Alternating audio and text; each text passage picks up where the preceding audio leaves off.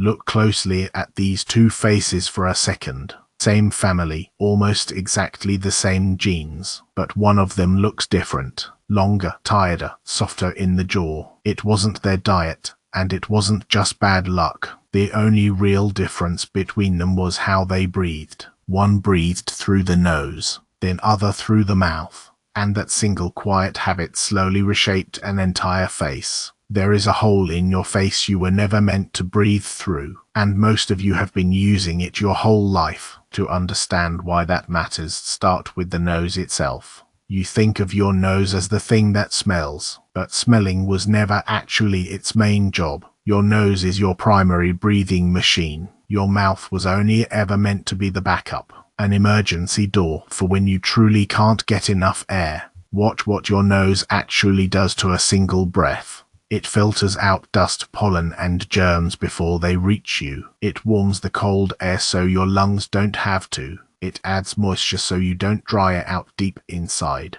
And it does one more thing almost nobody knows about. Deep in your nose and sinuses, a hidden gas is released. It's called nitric oxide, and it is quietly powerful. It gently opens up your blood vessels as you breathe in, which means your blood grabs more oxygen from every breath. Nose breathing can pull in noticeably more oxygen than mouth breathing. Your mouth, by comparison, does none of this. Air just rushes in cold, dry, unfiltered and thin. No nitric oxide, no filter, no warmth at all. Just fast, shallow, low oxygen breathing all day. Do that for years, and your whole body quietly feels it. But the strangest effect of all is on your face. When you breathe through your nose, your mouth stays closed. Your tongue rests gently up on the roof of your mouth, and that resting tongue quietly acts like scaffolding. It helps shape a wide, strong upper jaw as you grow. Now open the mouth and just let it hang. The tongue drops down to the floor of the mouth. The scaffolding is gone, and the face grows differently. Longer, narrower, with the jaw sliding back and down. Doctors even have a name for the face this creates. They sometimes call it the adenoid face. A long, narrow face with a weak recessed chin, a higher arched palate and crowded, crooked teeth,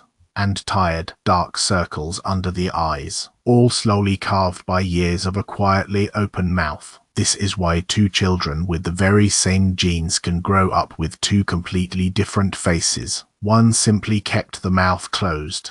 One did not, and no one ever told them that it mattered. But the face was honestly only half of it, because that same open mouth also ruins your nights. When you sleep with your mouth open, your jaw falls back, and when the jaw falls back, the airway quietly narrows. That narrow airway is exactly where snoring is born, and in the worst cases, it briefly closes completely. Your breathing actually stops for a few seconds, again and again. Your body jolts just enough to start it back up. You never remember it, but it happens all night long, so you wake up exhausted no matter how long you slept. Foggy and groggy, blaming everything except your breathing. So how did an entire species forget how to breathe?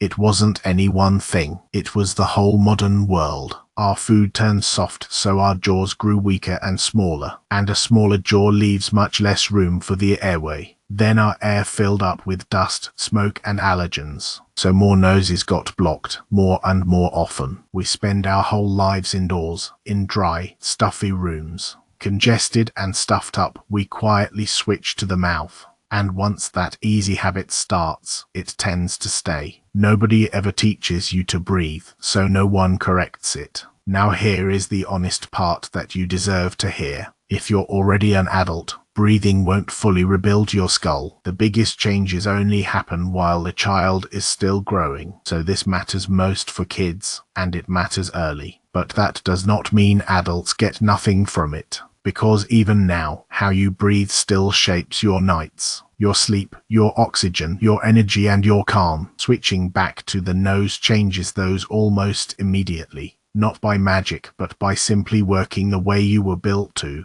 And that part is available to you starting tonight. So the fix itself is quiet, free, and a little strange. Step 1 is honestly just to start noticing. Catch yourself right now and gently close your mouth. Breathe in slowly and softly through your nose, and let your tongue rest up against the roof of your mouth. Do it while you walk, while you work, while you sit. At first it feels like effort, then it feels like nothing. If your nose is always blocked, that is the real thing to fix. Allergies, congestion, a bad septum, all worth checking out.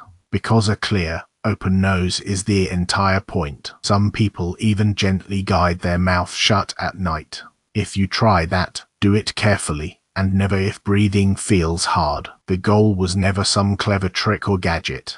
The goal is simply to give the nose its old job back, and to let the mouth go back to being just the backup. So look at those two faces one more time. Neither of them was ever born broken or unlucky. One was simply allowed to breathe the way we were built to, and the other one quietly, slowly wasn't. You cannot change how you breathed as a child, but you do decide how you breathe from here on. Every calm breath through the nose is the body remembering a design it never should have left behind. So close your mouth and feel the air move through your nose, slower, quieter, and deeper, the way it always should have. That small, boring little habit is doing more than you think. For your sleep, for your energy, and even for your face. You were always built to breathe through your nose. The mouth was only ever meant to be the emergency door, and all you have to do is close it and breathe.